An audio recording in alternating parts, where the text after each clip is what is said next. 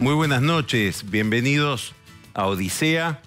Y ¿usted recuerda aquel discurso, aquella presentación de Cristina Fernández de Kirchner cuando en el año 2009 dijo vamos a quedarnos con la transmisión de los partidos de fútbol porque antes secuestraban personas y ahora secuestran goles? Bueno, con esa alusión al tema de los derechos humanos, que obliga en el caso del kirchnerismo siempre a sospechar, porque cada vez que han usado un tema tan delicado, diríamos sagrado, como el tema de los derechos humanos, siempre lamentablemente terminó habiendo algo oscuro detrás. Con esa apelación a los derechos humanos se inició un escándalo que, recuerde lo que le estoy diciendo, va a ser una pesadilla para este gobierno que está terminando durante muchos años después de irse. Algo parecido a lo que fue la causa Armas para Carlos Menem, o aquellos, para los que tienen memoria histórica, cheques de la campaña de la solidaridad de Isabel Perón, que dieron lugar a una reapertura del expediente judicial porque se consideró que la cosa juzgada había sido fraudulenta. Tema jurídico que está de nuevo en debate en el país, dicho sea de paso. ¿Por qué? Por dos razones.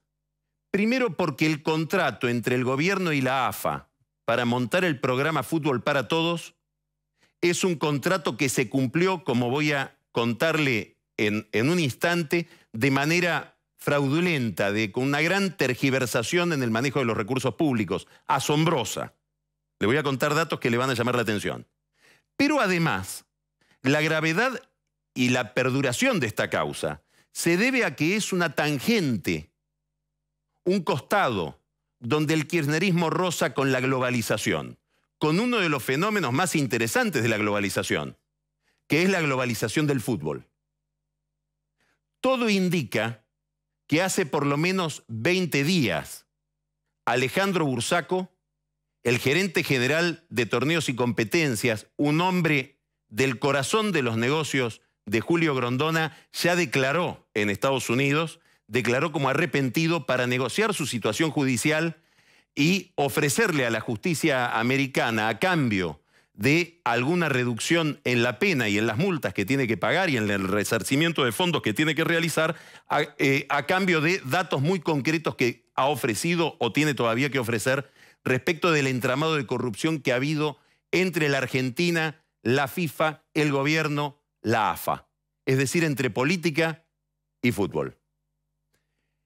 Bursaco decidió hacer esto yendo a Estados Unidos, está allá desde hace un tiempo. ¿Por qué? Porque temía venir a la Argentina y que acá lo maten, así como se lo estoy contando. Y todavía no se conocen los textos de su declaración, pero los trascendidos indican que habría involucrado básicamente a 3 personas, que bueno, habrá que ver si ese involucramiento o esas imputaciones se sustancian en datos concretos. Uno, Luis Segura, el presidente actual de la AFA, que compite con Marcelo Tinelli por la conducción de la AFA. El segundo, el expresidente de Quilmes, que es el otro yo de Aníbal Fernández, José Luis Messner, cuyo hijo fue, por indicación de Aníbal Fernández, presidente del RENAR, del registro de armas en la Argentina, y que tuvo a su cargo a Martín Lanata como empleado. Martín Lanata es el presidiario que dijo que Aníbal Fernández era la morsa. Hoy el hijo de Meissner es el presidente a cargo de Quilmes porque el presidente está en uso de licencia. ¿Sabe quién es el presidente de Quilmes? Aníbal Fernández.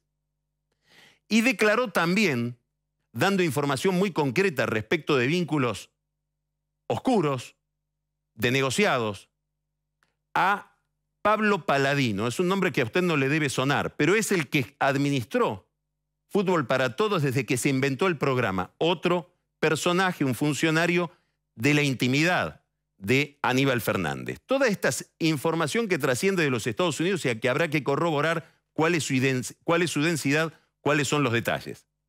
Pero lo que sabemos es que hay un puente ya entre el caso Fútbol para Todos y la justicia americana en una investigación de alcance internacional. Esto presiona de alguna manera sobre los jueces argentinos que tienen también una causa iniciada. La causa la inició Graciela Ocaña, que hace una serie de imputaciones respecto de la administración del programa Fútbol para Todos, que el fiscal Eduardo Tayano las tomó como materia de investigación. La causa está en el juzgado de María Servini de Cubría, que designó 2 veedores, la doctora Alicia López, que es una experta en contabilidad, y el doctor Alberto Piotti, que es un abogado penalista, que están indagando, revisando las documentaciones, la contabilidad de la AFA para ver si las imputaciones de Graciela Ocaña son verosímiles. Y hasta ahora, los 2 informes que estos 2 veedores le proveyeron a Servini de Cubría dan la impresión de que son muy verosímiles esas imputaciones. ¿Que cuáles son? Primero, se pactó un subsidio, un pago, del Estado Nacional a la AFA por 600 millones de pesos anuales. No se sabe muy bien por qué esa cifra y no 500 o 700. En agosto y septiembre del 2012, la jefatura de gabinete firmó, sin ningún tipo de autorización, ninguna justificación tampoco de por qué producía esa medida administrativa, un incremento en esa dotación de recursos a la AFA. Ese incremento fue de 250 millones cada vez, en agosto y en septiembre, es decir, 500 millones de pesos más que se iban a pagar en 9 cuotas. El Estado le dio entre el año 2009 y el año 2014, 2015, hasta agosto de este año, a la AFA más de 5.000 millones de pesos. Y lo curioso es que la AFA está peor que antes y los clubes están peor que antes. No solo el Estado, el gobierno, Cristina Kirchner con sus jefes de gabinete gastó de más, sino que recaudó de menos, porque en su momento Kirchner decidió que no iba a haber publicidad privada, salvo una propaganda de Iveco, empresa de camiones, que puso 28 millones de pesos en todo el ciclo. Aparentemente, algunos de los pagos se realizaron en especies, no se sabe dónde están los camiones, se sospecha que algunos pueden estar en el Chaco, en la provincia de Jorge Capitanich, que fue uno de los jefes de gabinete que tuvo entre manos este negocio.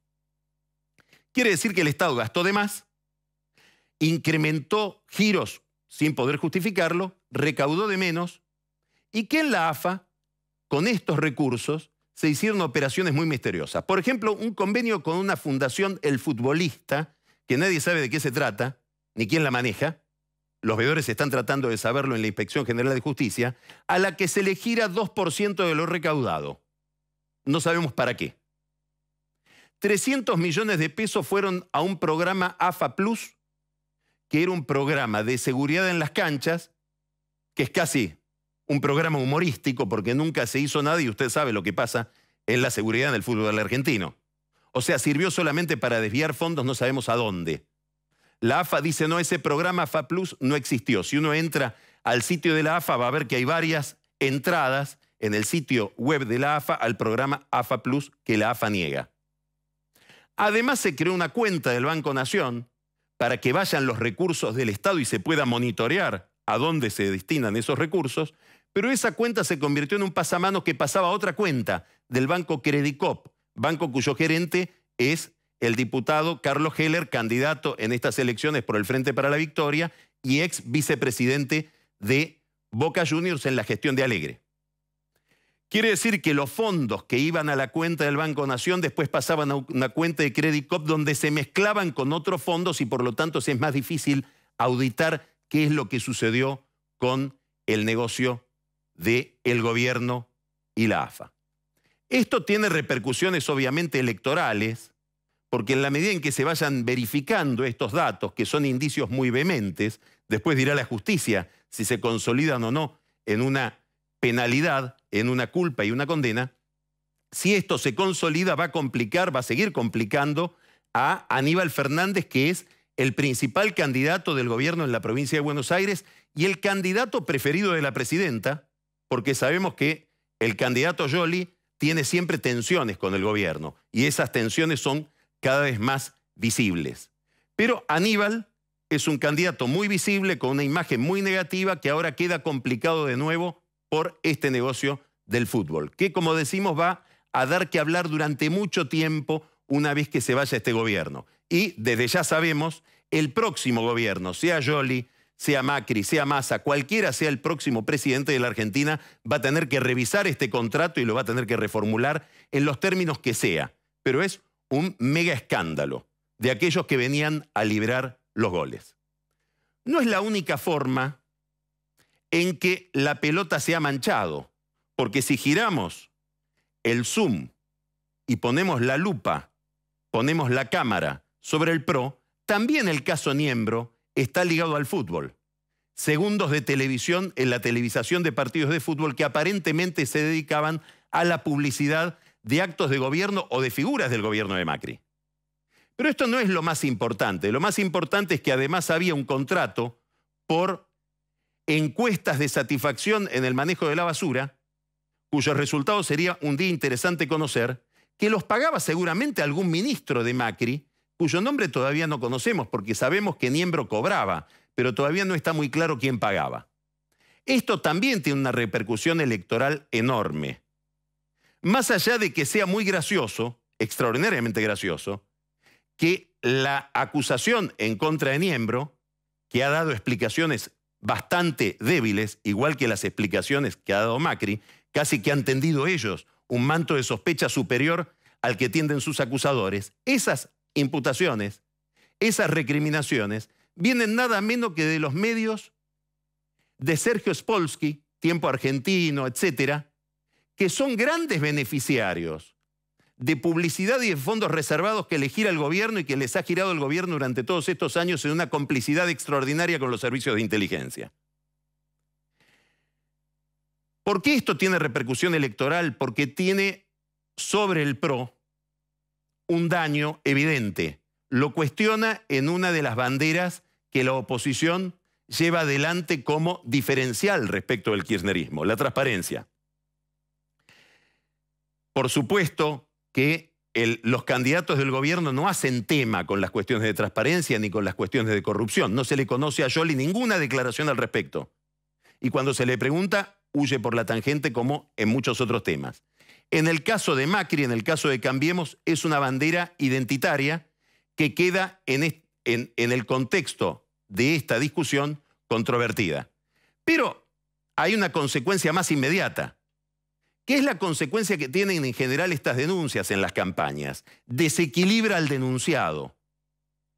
No es una denuncia ingenua, no es una denuncia trivial.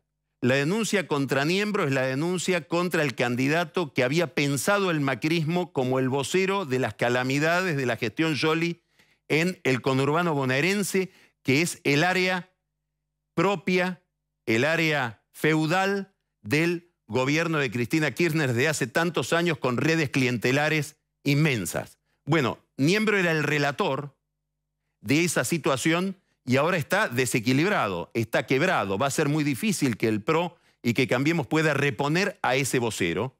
Y yo les diría que en las últimas reuniones, desde hace una semana, que realiza el comando de campaña de la candidatura de Macri, el 90% del tiempo se dedica a analizar qué hacemos con esta situación y sobre todo qué hacemos si aparecen otros casos, porque se presume que sea desde el lado del gobierno o sea desde el lado de Massa, que mira esto con enorme satisfacción porque está tratando de llevarse los votos de Macri, va a haber nuevas imputaciones sobre el gobierno de la Ciudad de Buenos Aires.